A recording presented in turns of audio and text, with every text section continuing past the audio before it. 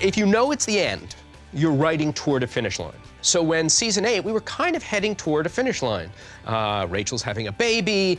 Oh, no, wait, it's not the finish line. 9, season 9, this is the last season. We are so prepared, and then literally in the 11th hour, it's like, actually, there's gonna be a 10th. But then in the 10th season, we said, this is gonna be the last season. This one came from us. We were ready, it was time. What's going on? That was the adoption agency. And?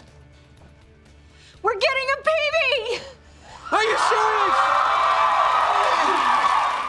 We said there are no more phone calls. This is it, and we were heading toward a finish line through season 10. I think if you're lucky and you've been doing a show for a long time, you know when it's time, and you want to go out on top. You want to leave before you're canceled. It's like surfing a wave, you know. This was a nice long wave, but everyone felt like it was time to peel off before it hit the beach. When you know you're headed this way, everything gets shaped towards that. You guys might get back together. Monica and Chandler are getting their baby. They're chicks and ducks in the world again. Oh, I feel like I'm in a musical. Writing the finale was just daunting because obviously the expectation was so high. I was so happy to see that they'd included just a small line, but Gunther finally got to tell Rachel how much he cared about her. Rachel? Yeah. I just have to tell you, I loved you. Gunther. Oh, I love you too. Probably not in the same way. Probably would have saved Gunther a lot of heartache over 10 years if she'd told him that the second season. The question of, do you get Ross and Rachel together? And at first we're like, well, that just seems so expected. Please stay with me. I am so in love with you. Miss, are you boarding the plane? Hey. I know you love me. I can't do this right now. I'm sorry. I'm sorry. Rachel. I'm so sorry.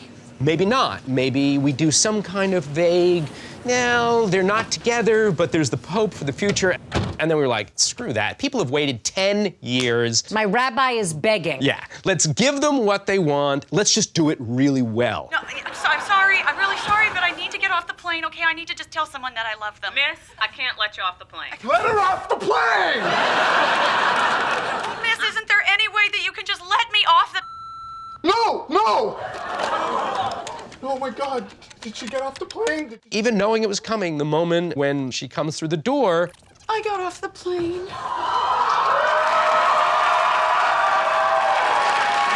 I'm a sucker for stuff like that.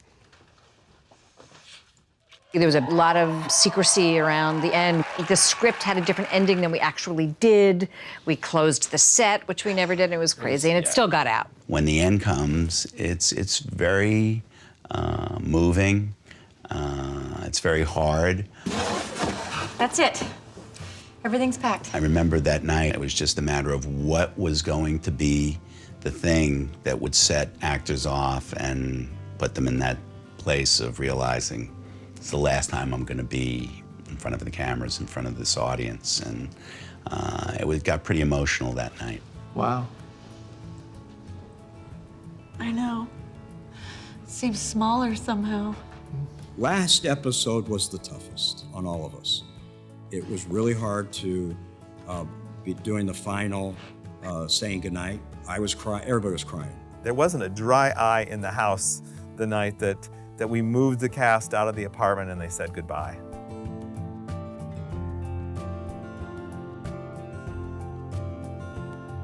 I think it was a brilliant thing that Martin and David did is in the very last episode, we told the audience, how did Monica get this apartment? This was your first home, filled with love and laughter. But more important, because of rent control, it was a friggin' steal. I thought that final episode was just pitch perfect. It was exactly right for that show, that ending where the door that had become so familiar to us closes. I think they wrapped that up in a quiet way that it needed to be wrapped up.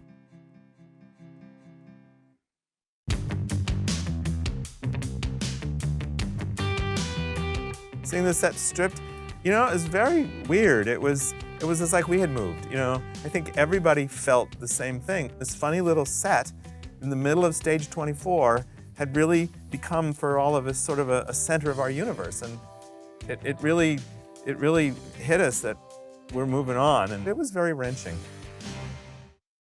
One of the keys about network television is making the 20th episode better than the pilot, which few shows do. But these producers took Friends, and each show successively got better, you know, and that's what made it a hit.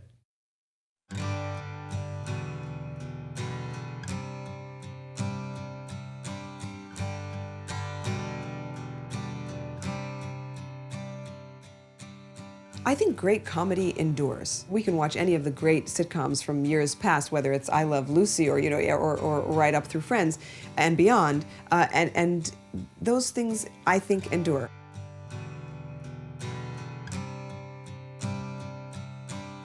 It is a show that will appeal to people forever because of the nature of the characters and how relatable they are and how funny the show is. I mean, really, really funny. It tastes like feet. I like it. And this show energized us because every drop was savored.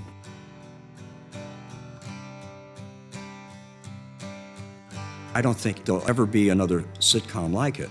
I mean, there's some great shows out there now, but never, ever will they'll touch Friends. It's just Rachel and I are doing really well right now. I know. And if you try to make it more, you might wreck it. Yeah, exactly. Right. Or you might get everything you wanted since you were 15. I was surprised how often the show brought tears to my eyes because it's like watching your children, your own children, you know, it was very moving. And they were such honest performers. You're a wonderful human being. Thank you. No, thank you. To be a part of a collaborative, a team that is doing consistent work is divine. Wow. Aren't you going to be cold? I don't care. I'll be my something blue. Young people are watching it. I've had people tell me in their early 20s that they go to sleep to Friends every night. What do we do? What do you mean, what do we do? Twins! Chandler, you're panicking. Uh-huh. Join me, won't you? Those characters still connect, and it's still a show with heart. And I think that combination of being genuinely funny and having heart that's the magic of television. If you can do that, you'll be on the air forever. I honestly don't know if I'm hungry or horny. And stay out of my freezer. Going in and getting that cast, that time slot, coming at that point in sort of television history, as Mara's saying, stars aligned.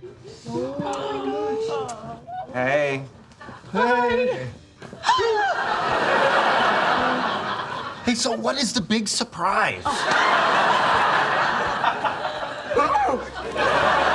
The place where Friends was really fortunate is we never lost one of our original cast members. The dynamic of the show never changed. And I think that was very important to why the show was consistent from beginning to end. So I guess this is it. Yeah. Well, do you guys have to go to the new house right away, or do you have some time? We got some time. Okay, should we get some coffee? Sure. Where? Going out on top, I don't think there could be any better legacy for a television show.